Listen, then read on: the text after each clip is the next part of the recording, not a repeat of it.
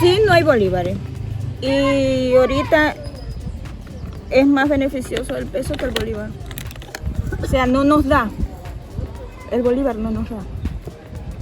Entonces es más fácil trabajar con el peso.